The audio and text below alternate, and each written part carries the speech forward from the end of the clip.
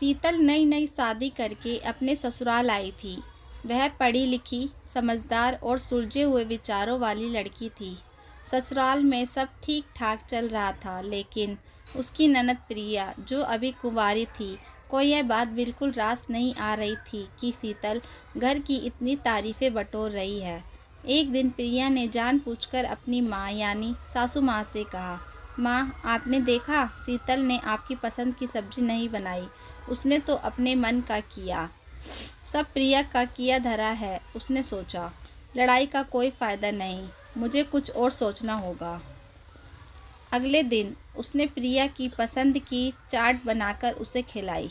प्रिया चौंक गई, ये मेरे लिए? लेकिन उसने कुछ नहीं कहा। लेकिन प्रिया की जलन कम नहीं हुई। उसने एक बार फिर सासू माँ के सामने शीतल की बुराई कर दी। माँ देखिए, ये शीतल हमेशा अपने मन की करती है। सासू माँ इस बार चुप नहीं रहीं। उन्होंने कहा, सच में मुझे खुद देखना होगा। जब सासू माँ ने जांच पड़ताल की तो उन्हें पता चला कि सारा झगड़ा प्रिया की वजह से हो रहा है।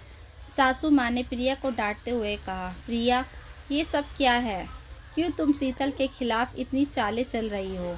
प्रिया रोते हुए बोली, माँ, मुझे लगा आप अब मुझसे प्यार नहीं करती। सासू माँ ने उसे समझाया, पगली, बहू के आने से तुम्हारा प्यार कम नहीं होता। जलन छोड़ो और बहू को अपनी दोस्त बनाओ। प्रिया को अपनी गलती का एहसास हुआ। उसने शीतल से कहा, शीतल, मुझे माफ़ कर दो, मैं बहुत गलत थी।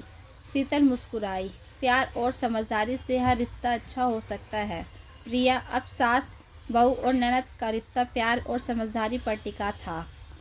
लेकिन हल्का फुल्का ड्रामा तो वो तो चलता ही रहता था।